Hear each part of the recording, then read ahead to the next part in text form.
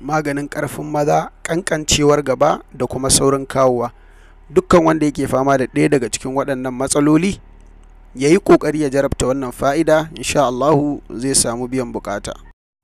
أعوذ بالله السميع العليم من الشيطان الرجيم بسم الله الرحمن الرحيم وصلى الله على النبي الكريم. Assalamu alaikum wa rahmatullahi ta'ala wa barakatuhu.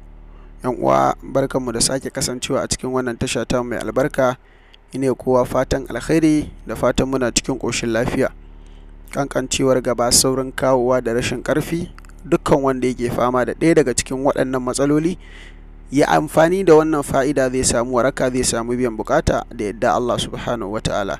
Abubuwan da za a nema abubuwa ne guda hudu, ga su kamar haka. Na farko za a nemo albasa, na biyu za a nemi zuma, sannan abu na uku za a nemo carrot ko in ce karas da Hausa, sannan abu na hudu ko in ce na ƙarshe shine za a nemo citta ɗanya.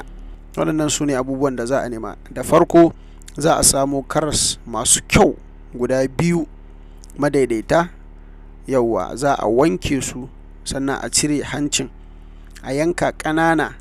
Sannan za a samu albasa madaidaiciya, a raba ta gida biyu, a ɗau kashi ɗaya, a ɓare ɓawon, a yanka ƙanana ita ma a ajiye. Sannan a nemi citta ƙarama guda ɗaya, a kankare ɓawonta ita ma a yanka ƙanana, sai a haɗa da waɗancan abubuwa da muka kawo na farko. Ma'ana za a haɗa da wannan carrot ɗin da aka yanka da kuma albasa da wannan cittar, za a haɗa da ruwa rabin kofi, sai a haɗa a yi blending, ma'ana a niƙe su.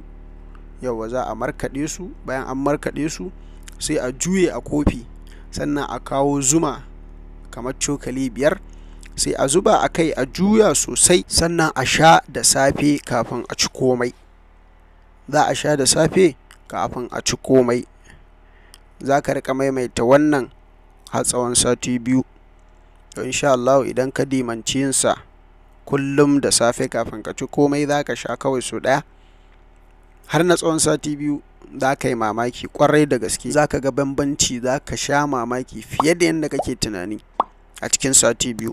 Saboda haka waɗanda suke fama da wannan matsaloli, wannan fa'ida kar a yi wasa da ita, a daure a jarabta ta, za a ga biyan bukata. Allah ya samu dace.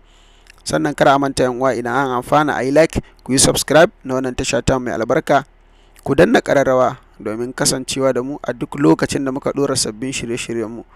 Wanda yake da tambaya ko ƙarin bayani zai iya ajiye mana ta akwatin ajiye saƙonni. Sannan waɗanda suke son shiga group namu, akwai link a description, za su iya checking domin shiga nan group namu mai albarka.